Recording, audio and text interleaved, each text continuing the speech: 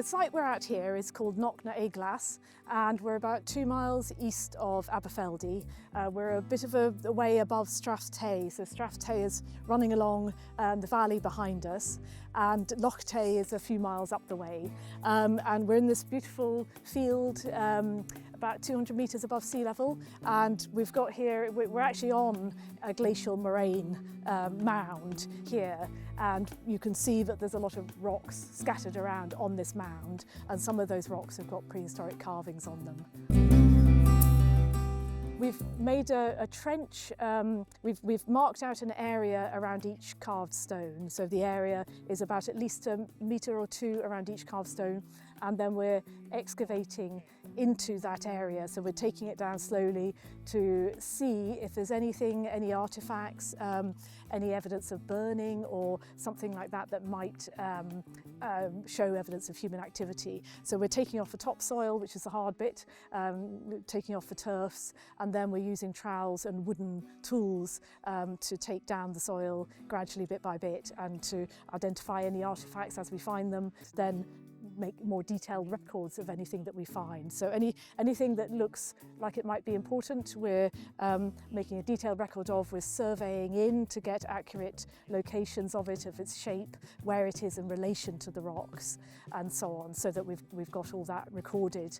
And then we're gradually working down until we get to a natural layer, and then we know that we've reached the base and that there's no more evidence of human activity below that.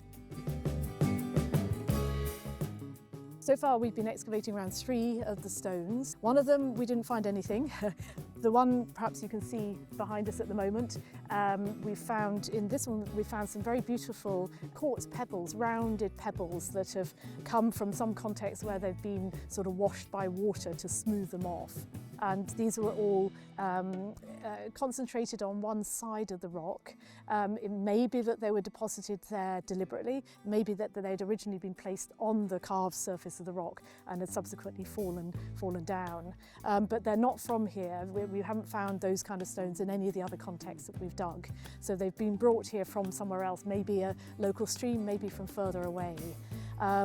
We haven't seen any evidence on those stones of wearing, which we would expect to find if they'd been used, for example, to make the carvings by bashing the rock. You'd expect to find pitting and marks on one surface of them. We haven't seen any of that, but we'll take them away and have them analysed just to make sure that they weren't being used as hammerstones for making the carvings. The further away one, that's a very large stone. And it's the most elaborately carved stone we have at the site. And against this southern edge of the stone, we found a large area of a burnt deposit right up against the edge of the stone. And on one edge of that burnt deposit, there was a large concentration of quartz fragments and quartz lumps, quite large, not huge, but large hand-sized lumps. So that we're very much hoping that that burnt deposit will provide evidence for dating, and also perhaps some paleo-environmental evidence, some organic remains that might tell us a bit more about what the environment was like in the past. We don't know, obviously, at the moment whether that relates in some way chronologically to the carved stone, but we're hoping if there is dating evidence, it might give us an indication of whether there is an association between the rock art and that burnt area.